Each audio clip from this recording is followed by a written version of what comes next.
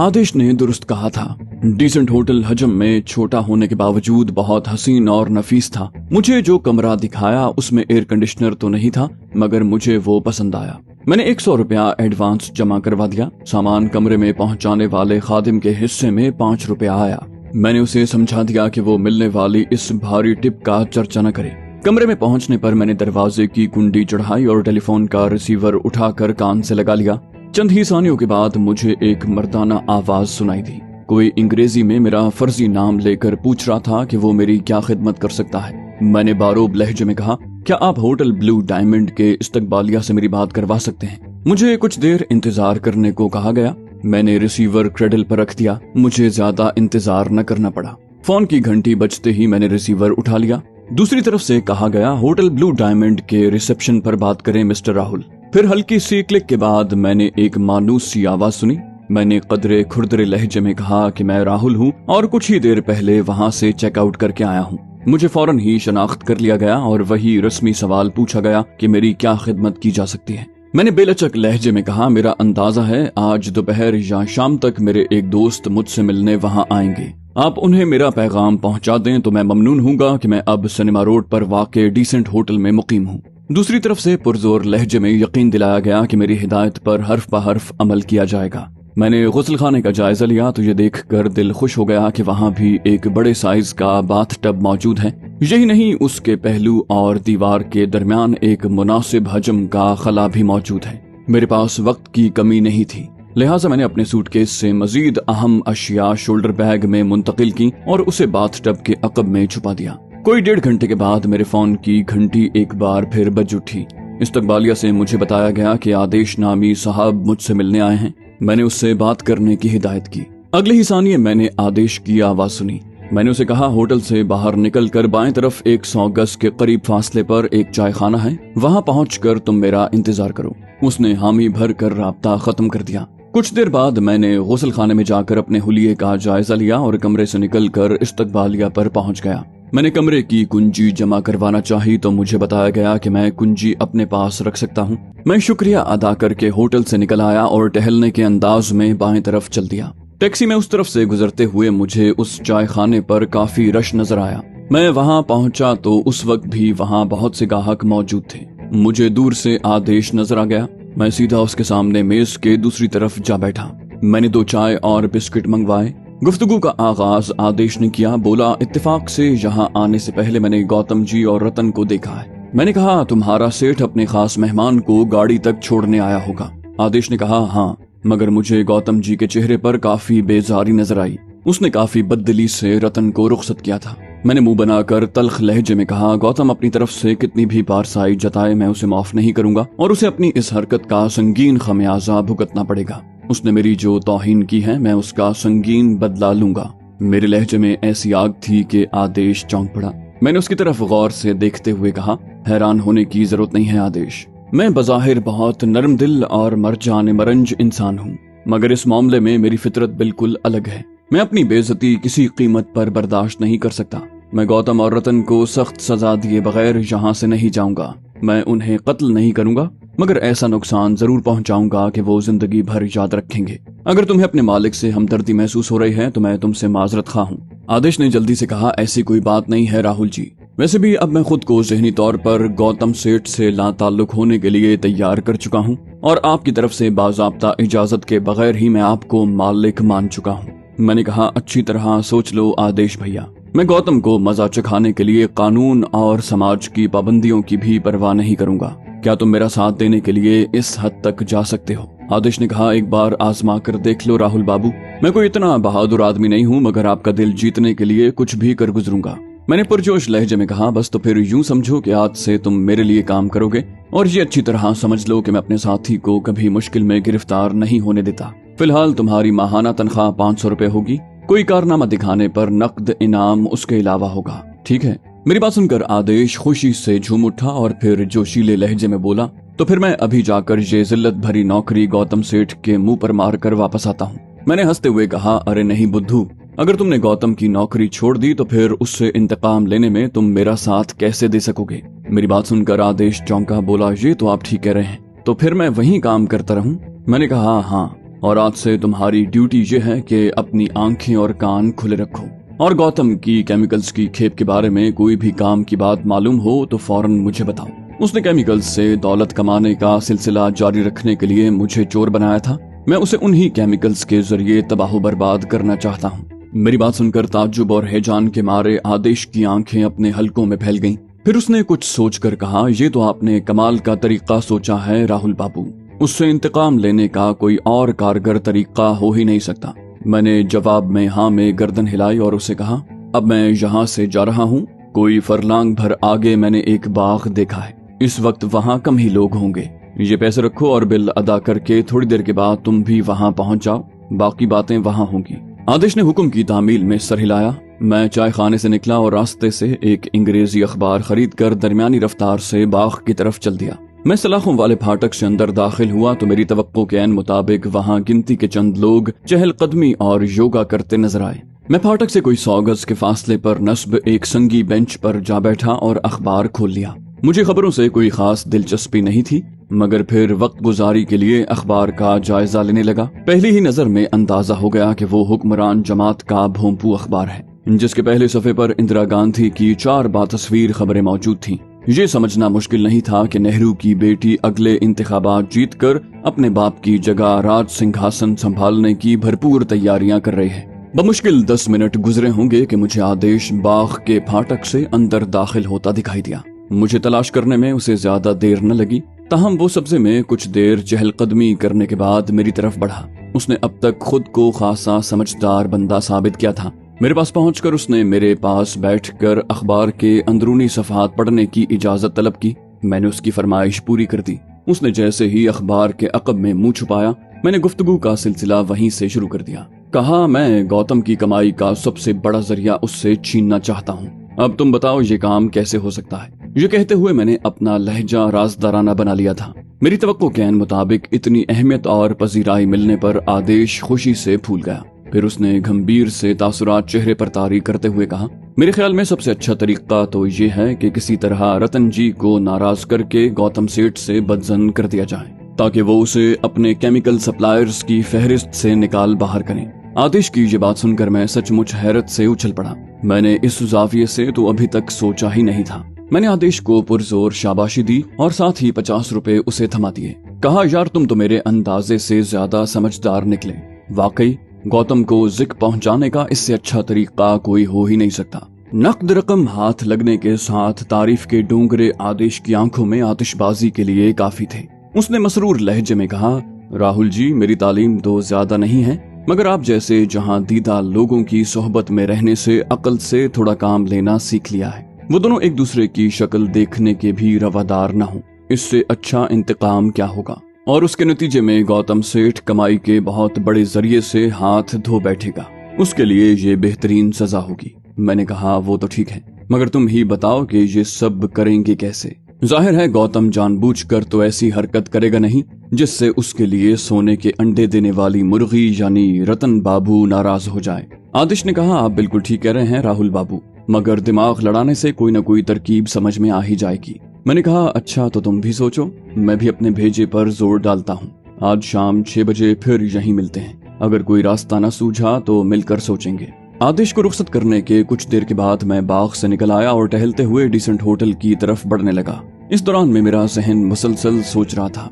जाहिर है मुझे रतन को गौतम से बदजन करने में कोई खास दिलचस्पी नहीं थी। हाँ, अगर उसके नतीजे में मेरा मिशन कुछ आगे बढ़ जाता तो इस बारे में सोचा जा सकता था, मगर मेरे सामने असल आजमाइश और अहम मरहला तो अपने पास मौजूद शर्मनाक तस्वीरों के जरिए रतन को बेबस करके उसे अपने इशारों पर नाचने पर मजबूर करना था। मेरे जहन में कई खाके बने, मगर मैंने उनमें कोई न कोई नक्श या मुमकिना खतरा तलाश करके उन्हें मुस्तरद कर दिया। बिलाखिर मैं इस नतीजे पर पहुंचा कि अपने पास मौजूद बेशकदर अशिया असलम अली के जरिए दिल्ली भिजवाने के बाद ही मुझे किसी अमली कार्रवाई में हिस्सा लेना चाहिए। मुझे बखूबी अंदाजा था कि रात को जो कुछ हुआ उसने रतन के दिमाग में अंदेशों और खदशात की खारदार फसल उगा दी होगी। उस घाघ फितने को बखूबी इल्म होगा कि इस तरह की तस्वीरें खींचने के क्या क्या मकासद हो सकते हैं। इन्हीं इम्कान पर गौर करते हुए वो हर पल इस्तराब की भट्टी में जल रहा होगा। अभी तो शायद वो पछतावों से ही खुद को आजाद ना करवा पाया होगा कि एक बाजारी औरत की रफाकत की हवस में उसने खुद को कितनी बड़ी मुसीबत में फंसा लिया है। मुझे उससे राब्ते की कोई ज्यादा उजलत नहीं थी। वो जिस कदर दिमाग लड़ाएगा उतना ही हल्कान होता जाएगा, और जब मैं बिलाखिर उससे राब्ता करूंगा तब तक उसके आसाब हद दर्जे शिकस्ता हो चुके होंगे। होटल के कमरे में पहुंचकर मैं एक बार फिर सोच की वादियों की सैर को निकल गया। मुझे दिमाग लड़ाते बमुश्किल 20-25 मिनट हुए होंगे कि टेलीफोन की घंटी बज उठी। मैंने जल्दी से रिसीवर उठा लिया। दूसरी तरफ इस्तकबालिया क्लर्क था।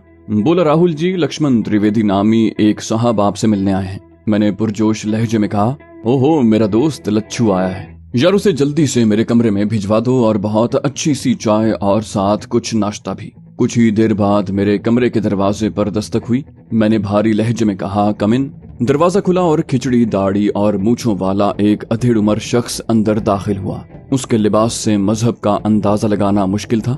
मुझे दिल ही दिल में तस्लीम करना पड़ा कि अगर मैं पहले से इंतजार न कर रहा होता तो मेरे लिए पहचानना मुश्किल होता कि वो असलम अली है। मैंने उसे देखते ही हिंदी में पुरजोश नारा लगाया, लच्छू मेरे यार, तुम आ गए, बहुत इंतजार करवाया। हमें गर्मजोशी से मिलते देखकर असलम अली को छोड़ने के लिए आने वाला खिदमतगार मुतमईन होकर रुखसत हो गया। मैंने दरवाजा बंद कर दिया, अलबत्ता मुकफ्फल नहीं किया। मैंने असलम अली को अपने पास सोफे पर बिठाते हुए दबे लहजे में कहा, यार कमाल भेस बदला है, बाहर कहीं सामना हो तो मैं बिल्कुल ना पहचान पाता। उसने शुक्रिया अदा करते हुए कहा, मगर तुम तो लगभग अपनी असल शक्ल में हो, क्या मेकअप के लिए दस्तयाब सामान नहीं मिल सका सूरत में? मैंने कहा, सब कुछ मिल गया भैया, कल ही खरीद कर लाया हूँ। मेकअप करके ही तो मैं रतन की शबीना सरगर्मियों की अक्सबंदी के लिए गया था। असलम ने खुश होकर कहा, तो गोया इस बार भी तुम अपने मकसद में कामयाब रहे। मैंने कहा, अल्लाह ने खुसूसी करम किया, वरना इस बार तो गर्दन फंसते फंसते बची। महज एहतियातन मेकअप करके न गया होता तो समझो पकड़ा गया था। असलम अली ने तशवीश भरे लहजे में कहा, ओहो, शुक्र है खैरियत रही, मगर भाई तुमने इसके बावजूद भेस बदलने की कोशिश नहीं की। होटल बदला था तो शक्ल भी बदल लेते। मैंने अपनी गलती तस्लीम की। कहा, यार तुम बिल्कुल ठीक कह रहे हो, दरअसल उस होटल का एक बटेरा अपने जाल में फंसाया है, उससे इसी शक्ल में मिलना फिलहाल मेरी मजबूरी है। असलम ने कहा, अच्छा तो ये बात है, मगर मेरा अब भी मशवरा है कि उस परिंदे से मुलाकात के अलावा हुलिया बदल कर लोगों के सामने आओ, बल्कि बेहतर यह है कि नए भेस में नए होटल शिफ्ट हो जाओ। मैंने कहा, यह भी अच्छा मशवरा है, कल सुबह ही यहाँ से मुंतकिल हो जाऊंगा। ये बताओ तुम कहाँ ठहरे हुए हो? उसने कहा, न्यू रॉयल होटल, यहाँ से मील भर के फासले पर है। मैंने पूछा, उसके आसपास कोई अच्छा सा होटल है? असलम ने कहा, हाँ कई होटल हैं। मेरा मशवरा है तुम अनामिका इन में कमरा ले लो, कोई 50-60 गज का फासला है मेरे होटल से। मैंने कहा, चलो ठीक है, मगर तुम अब जल्द से जल्द दिल्ली रवानगी की तैयारी करो। मैं अपने पास मौजूद वतन की अहम अमानतों के तहफ्फुज़ के पेश नजर खुलकर कार्रवाइयां करने से कासिर हूँ। असलम अली ने कहा, ठीक है, मैं टिकट का पता करता हूँ, हो सकता है कोई ट्रैवल एजेंट यहीं से अहमदाबाद से दिल्ली के हवाई टिकट का बंदोबस्त कर दे। मैंने कहा, अब जरा तफसील से सुन लो कि मैं यहाँ पहुँचने के बाद अब तक क्या कर चुका हूँ, और मुझे मशवरा दो कि अब क्या लाहे अमल मुरतब किया जाए।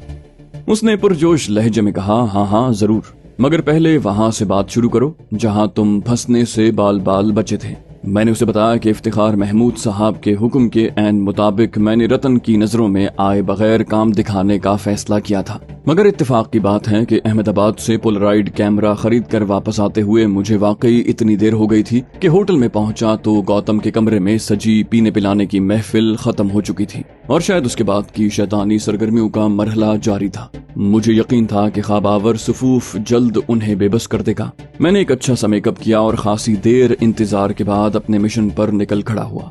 असलम दबे दबे जोश के साथ मगर खामोशी और तवज्जो से मेरी बातें सुन रहा था। मैंने उसे बताया कि कैसे मैंने पहले ही गौतम की क़यामगाह की मुसन्ना कुंजियों का बंदोबस्त किया था, और साथ ही दोनों ख्वाबगाहों के दरवाजों की कुंडियां भी पहले ही जाम कर दी थी, ताकि रतन की एहतियात पसंदी मेरी सारी मेहनत मिट्टी में न मिला दे। फिर मैंने उसे फोटोग्राफी का सारा अहवाल तफसील से बताया और बादजा रतन और गौतम की तरफ से अपने हवारियों समेत मेरे कमरे पर धावा बोलने की तफसील बताई। असलम ने रतन की बेबसी और तिलमिलाहट का अंदाजा लगाकर हंसते हुए कहा, बहुत खूब, तुमने एक बार फिर मैदान मार लिया।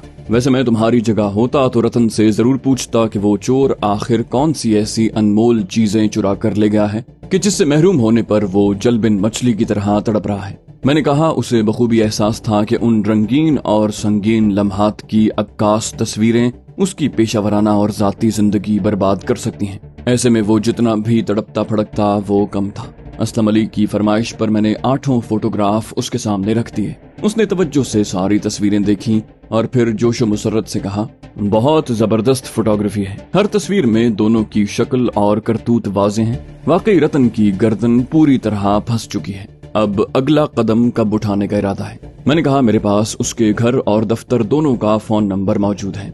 जब चाहे उससे राब्ता करके अपनी उंगली के इशारे पर नाचने पर मजबूर कर सकता हूँ। असलम ने कहा, मेरा मशवरा है कि तुम उसे ब्लैकमेल करके जबरदस्ती उसके गले का हार बन जाओ और फिर मुनासिब मौका देखकर अपना काम दिखा दो। मैंने कहा, मैं उसे बआसानी अपनी बात मानने पर मजबूर कर सकता हूँ, मगर उसमें एक खतरा है। असलम ने चौंक कर पूछा, कैसा खतरा? मैंने कहा, वो खासा मक्कार आदमी है। कहीं जान छुड़ाने के लिए मौका देखकर मेरा ही काम न तमाम कर दे, फिर बांस रहेगा न बांसुरी। मेरी बात सुनकर असलम अली हंसा। बोला, तो भाई उसे ये भांपने का मौका क्यों देते हो कि तुम तन्हा ये सब कर रहे हो? मैंने चौंक कर उसकी तरफ देखा। उसने बात आगे बढ़ाई।